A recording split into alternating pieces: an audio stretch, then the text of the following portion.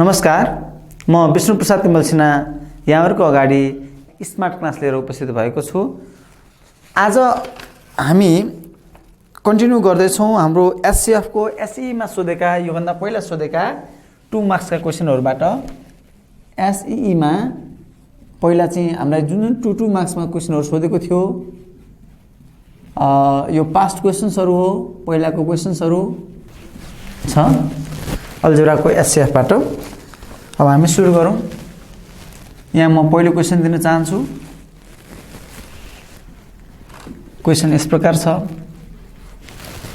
x³ + 8 एउटा पहिलो एक्सप्रेसन र दोस्रो एक्सप्रेसन छ यस्तो 3x² - 6x + 6 यो दोस्रो एक्सप्रेसन छ।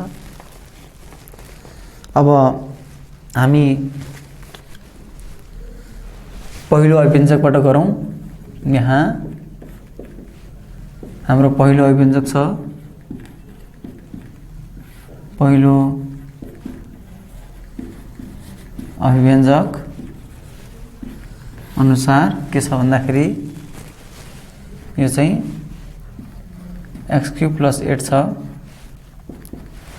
यो भनेको हेर्नुस् त, यतापट्टि हाम्रो x को क्यूब छ, यतापट्टि हाम्रो 2 को क्यूब भयो है, किनकि 2 को क्यूब भनेको 8। यो हाम्रो a³ + b³ को फर्ममा छ। a³ + b³ को फर्मुला के छ याद गर्नुस् त। a³ + b³ भनेको a + b a² - ab + b² हुन्छ हैन त, प्लस b² हुन्छ। भनेपछि a³ + b³ को फर्मुला अनुसार पहिला लेख्नु पर्यो a + b अनि a² - a *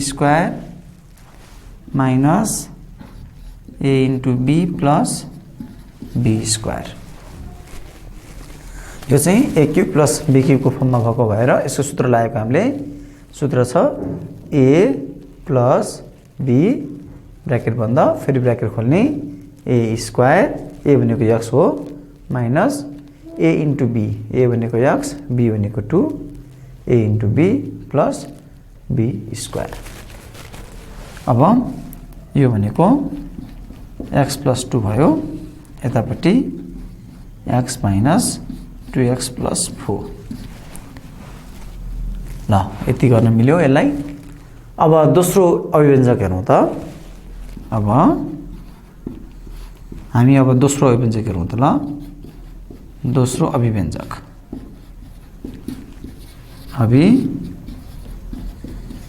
हेरौं त ल। दोस्रो अभिव्यञ्जकमा हाम्रो छ 3x² - 6x + 6 रहेको छ। अब यसमा के गर्न मिल्छ हेर्नुस् त। साझा लिन मिल्छ जस्तो छ हो। साझा 3 यहाँ छ, यतापट्टि 3 दुना छ, यो पनि 3 दुना छ भनेपछि यहाँबाट 2 बाँकी रहन्छ, 3 चाहिँ बाहिर निस्किन्छ है। अब यहाँबाट मैले 3 साझा लिएँ भने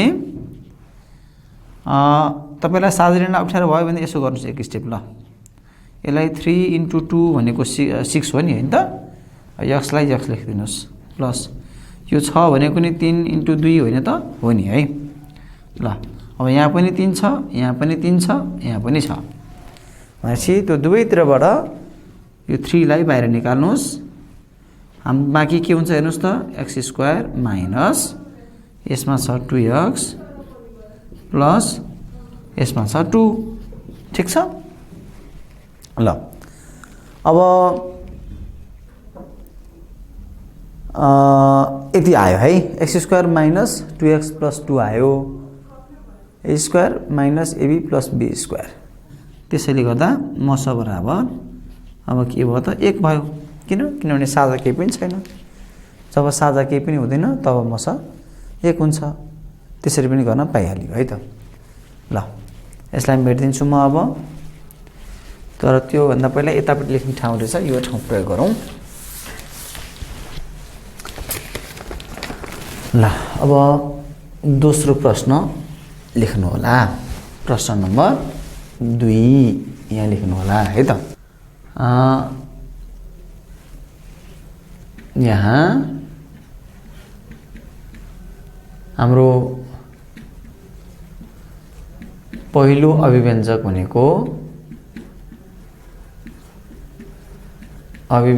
भनेको के छ हेर्नुस् त, बराबर 3x को पावर 4 माइनस 15x स्क्वायर रहेको छ। अब यसमा साझा के आउँछ जस्तो छ हेर्नुस् त। यहाँ तपाईले 3 देख्नुभयो, x को पावर 4 भनेको x को पावर स्क्वायर अनि फेरि x को पावर स्क्वायर नै हो, होइन त? हो नि, यो त एउटै कुरा भयो। माइनस को माइनस, यो 15 भनेको 3 × 5 हो जुन हजुरलाई थाहा छ। अनि यहाँ के छ, x स्क्वायर पनि छ। साझा के छ त यसमा र यसमा? साझा यो 3 दुईटैमा साझा छ, अनि यो x स्क्वायर पनि यहाँ पनि छ, यहाँ पनि छ भनेपछि 3 पनि दुवैको साझा आयो, x स्क्वायर पनि दुवैतिरबाट साझा आयो। अगाडि त दुईटा छ x स्क्वायर, एउटा x स्क्वायर साझामा आयो भनेपछि एउटा अब x स्क्वायर बाँकी भयो। अब पछाडिबाट 3 पनि साझामा गइसकेको छ, x स्क्वायर पनि साझामा गइसकेको छ, बाँकी भयो 5। भनेपछि हाम्रो यो चाहिँ के हो त, यसको फर्स्ट एक्सप्रेसनको रिजल्ट भयो। अब दोस्रो हेरौँ त, दोस्रोमा के छ,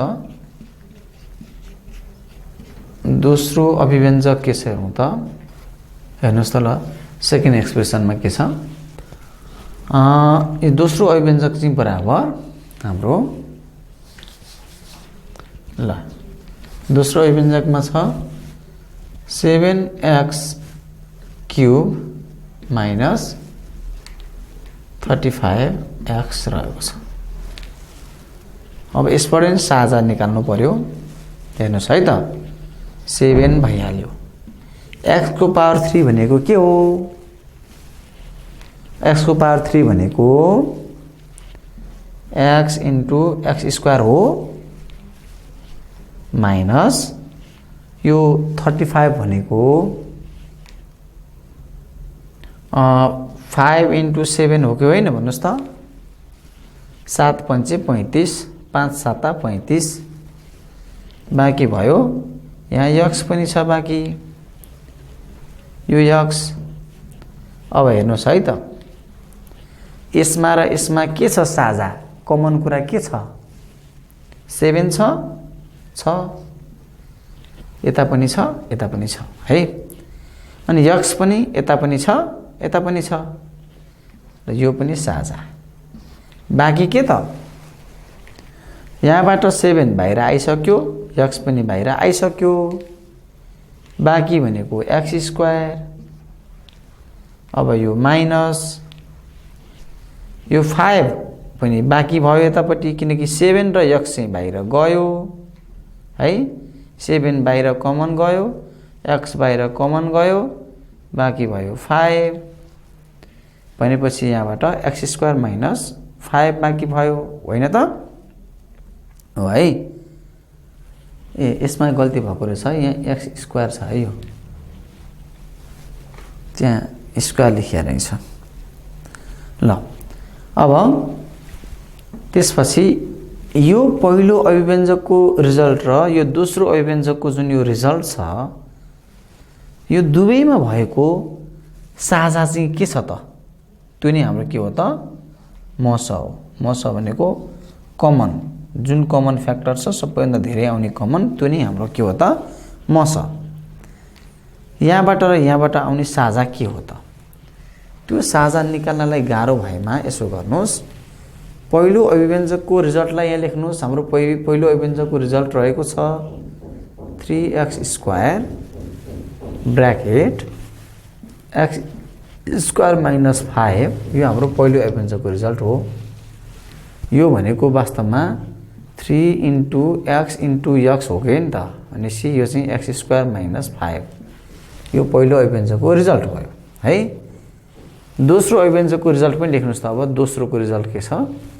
दोस्रोको चाहिँ 7x ब्र्याकेट x² माइनस 5 रहेको छ, होइन त? अब यसमा र यसमा साझा एउटा x पनि रहेछ, हेर्नुहोस् है। भनेपछि यिनीहरूको साझा जुन कमन छ, कमन भनेको चाहिँ के छ भन्दाखेरि एउटा x रहेछ यी दुईटामा, है। सबभन्दा ठुलो साझा है, साझा त साझा, सबसे बढी निकाल्न मिल्नेसम्मको साझा।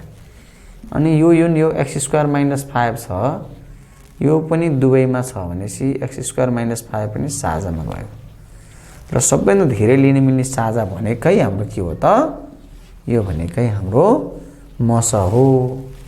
भनेपछि मस भनेको यो भयो, जुन हामीले यो पहिलो अभिव्यञ्जकको चाहिँ रिजल्ट र दोस्रो अभिव्यञ्जकको रिजल्टबाट जुन हामीले दुवैको साझा लिन्छौँ त्यो हाम्रो मस भयो। त्यो हाम्रो के छ भन्दा x ब्र्याकेट x² माइनस 5 रहेको छ। यो हाम्रो अब उत्तर भयो, है त। ल, यही हाम्रो एन्सर आयो। ल, यसलाई गर्न सुरु गरौँ।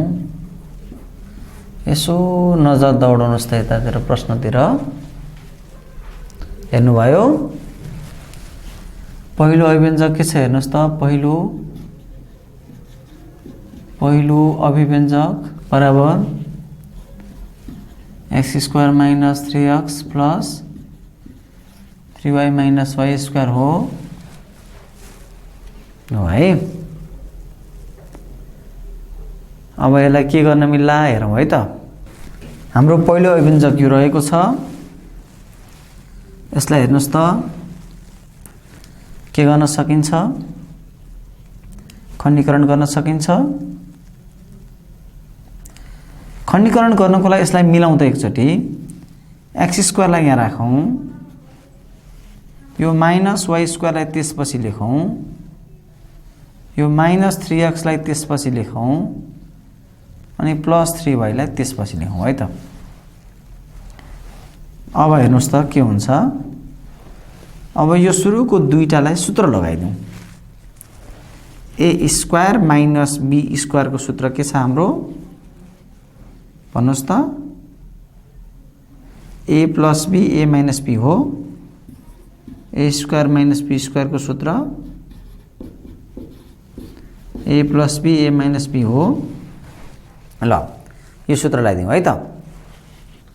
यो भनेको a प्लस b अनि a माइनस b भयो, ठिक छ।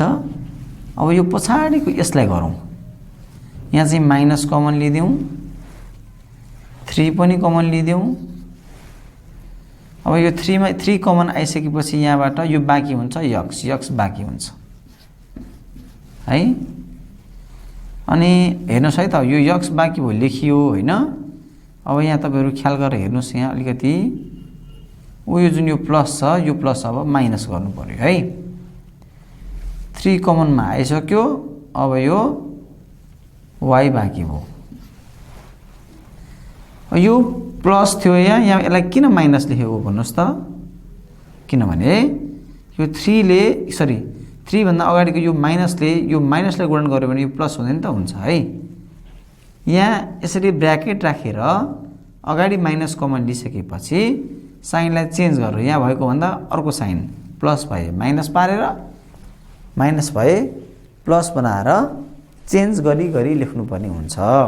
यो अगाडिको, यो पछाडिको टर्म छ, है। यसबाट र यसबाट फेरि के छ साझा हेर्नुहोस् त। साझा यसमा x माइनस y साझा देखिन्छ, यसमा पनि x माइनस 1 छ भनेपछि दुवैतिरबाट x माइनस 1 लाई साझा लिदिउँ, है त। अब बाँकी छ के हेर्नुहोस् त। अगाडिबाट x प्लस y, यो सानो ब्र्याकेट राख्न आवश्यक छैन, है। यसमा यो साझा आइसकेपछि यो यहाँ बाँकी, अनि माइनस यतापट्टिबाट यो साझा आइसके हुनाले गर्दा 3 मात्र बाँकी, है। x माइनस y साझामा अगाडि आयो, यो x प्लस y भित्र बाँकी, यो आइसक्यो हुनाले गर्दा अब यसको पालो भयो माइनस, यो यता आइसकेको छ 3 बाँकी है। ल x माइनस y यतापट्टि चाहिँ x प्लस y माइनस 3 यति आयो। ल यो पहिलो अभिव्यञ्जकको रिजल्ट हो। अब दोस्रो अभिव्यञ्जक पनि हेरौँ न त है। अब दोस्रो अभिव्यञ्जक चाहिँ के देखिन्छ भन्दा यहाँ छ प्रश्न, यो बराबर y square plus xy minus 3y रहेछ है। यो बराबर, अब हेर्नुहोस् त यसलाई के गर्न सकिन्छ, यहाँ पनि y छ, यहाँ पनि y छ, यहाँ पनि y छ है, तिनै ठाउँ y छ भनेपछि त y त के रहेछ त साझा रहेछ। यसमा भएको एउटा y बाहिर साझा गइसकेपछि एउटा y भित्र बाँकी भयो, प्लस यो y साझामा अगाडि आइसकेपछि एउटा बाँकी भयो x, अब यो माइनस y साझामा अगाडि आइसकेपछि बाँकी भयो 3। पहिलो अभिव्यञ्जकको रिजल्ट र यहाँ केही मिलिरहेछ, यो पछाडि भएको यो र यो टर्म उस्तै आइरहेछ। नभए यसलाई एकचोटि एरेन्ज गरिदिनुहोस् तपाईँ, एक्सलाई चाहिँ अगाडि लेख्नुहोस्, यो वाइलाई चाहिँ पछाडि लेख्नुहोस् माइनस 3। अब त ठ्याक्कै एउटै देख्नुभयो नि होइन, यो पहिलो अभिव्यञ्जकको रिजल्ट, यो दोस्रोको। त्यसैले गर्दा मस भनेको हाम्रो यो जुन कमन छ त्यो common part x plus y minus 3 नै हाम्रो मस भयो। ल तपाईहरु त गर्दै गर्नुहोस्। अब यो दुईटाको मस निकाल्नको लागि सबैभन्दा पहिला सुरु गरौँ पहिलो अभिव्यञ्जकबाट। यो के रहेछ त हेर्नुस् त, x को पावर 4 प्लस 64x हो। ल यसमा पनि हामीले साझा देखिसक्यौं, साझा देखियो भने हामी लिइहालौं है त। अब यसमा भनेको यो x को पावर 4 भनेको x इन्टु x क्यूब हो, यो भनेको 64 इन्टु x हो भनेपछि यहाँ पनि x छ, यसमा पनि x त छ, दुवैतिर छ भनेपछि बाहिर निकालौं त्यसलाई। बाँकी भएको x क्यूब अनि प्लस 64 लाई भित्र लेखौं। अनि तपाईहरुलाई थाहा भएकै कुरा हो कि 64 भनेको त 4 को क्यूब हो, किनभने 4 लाई 3 चोटी गुणन गर्दाखेरि के आउँछ त 64 आउँछ। 4 चौको 16, 16 चौको 64 हुन्छ। त्यही भएर यो भनेको 4 को क्यूब भनेको के रहेछ त 64 रहेछ। यो तपाईले थाहा पाइहाल्नु भयो। अब यो कस्तो देखिरहेछ भन्नु होला भने यो ब्र्याकेट भित्र भएको टर्म, यो बाहिरको चाहिँ मैले लेखिदिन्छु अहिले है। यो भित्रको टर्म चाहिँ a cube plus b cube को फर्ममा छ। तपाईलाई थाहा भएकै कुरा हो a cube plus b cube को सूत्र के हुन्छ भनेर। यो भनेको a plus b a square minus ab plus b square हुन्छ, तपाईलाई थाहा छ। अब लगाइदिनुस्। a भनेको यो पहिलो अक्षर जुन x छ, प्लस b भनेको यो दोस्रो अक्षर जुन 4 छ, भइहाल्यो। अब a स्क्वायर भनेको पहिलो अक्षरको स्क्वायर माइनस ab, a भनेको पहिलो अक्षर इन्टु b भनेको दोस्रो अक्षर प्लस b स्क्वायर भनेको दोस्रोको स्क्वायर है त। ल अब के गर्नु पर्यो भने यसलाई यसो हल्का के सिम्प्लिफाई गर्न मिल्छ के गर्न मिल्छ हेरौँ बराबर x प्लस 4 हेर्नुहोस् त के गर्न मिल्छ x square minus 4x plus 4 को स्क्वायर के भयो त 16 4 चौको 16 यति आयो पहिलो अभिव्यञ्जक यति भयो ल दोस्रो अभिव्यञ्जक चाहिँ यतातिर गर्नु पर्ला हेर्नुहोस् त के रहेछ बराबर दोस्रो अभिव्यञ्जकमा रहेछ x square plus 6x plus 8 ल हेर्नुहोस् है त अब यसलाई के गर्ने होला एकछिन हेर्नुहोस् यसलाई मिडल टर्म फ्याक्टराइजेसन गर्दा हुन्छ जस्तो देखिन्छ है अब यो 8 छ यहाँ यो x स्क्वायर भन्दा अगाडि केही पनि नभएपछि 1 हुन्छ 1 8 8 हुन्छ यो 8 लाई टुक्रा पार्नु भयो भने 2 चौको 2 दुना गरेपछि यसका चाहिँ तपाईको फ्याक्टरहरु निकाल्नु हुन्छ तपाईहरुले है अब यो 2 इन्टु 2 गुणन गर्दा 4 भयो यहाँ तल 2 छ 4 मा 2 जोड्दाखेरि 6 आइहाल्छ होइन अब गर्नुस् अब x स्क्वायर प्लस 6 को ठाउँमा 4 प्लस 2 लेख्नु भने हुन्छ 2 प्लस 4 लेख्नु भने हुन्छ तपाईको खुसी हो है 2 प्लस 4 लेख्ने हुन्छ 4 प्लस 2 लेख्ने हुन्छ ल 2 प्लस 4 यो x भयो प्लस 8 ल अब यो x स्क्वायर भयो प्लस 2 इन्टु यो x गर्दा 2x 4 इन्टु x गर्दा 4x प्लस 8 भयो है अब फेरि यहाँ तल हेर्नुस् ठीक छ तल के छ हेर्नुस् त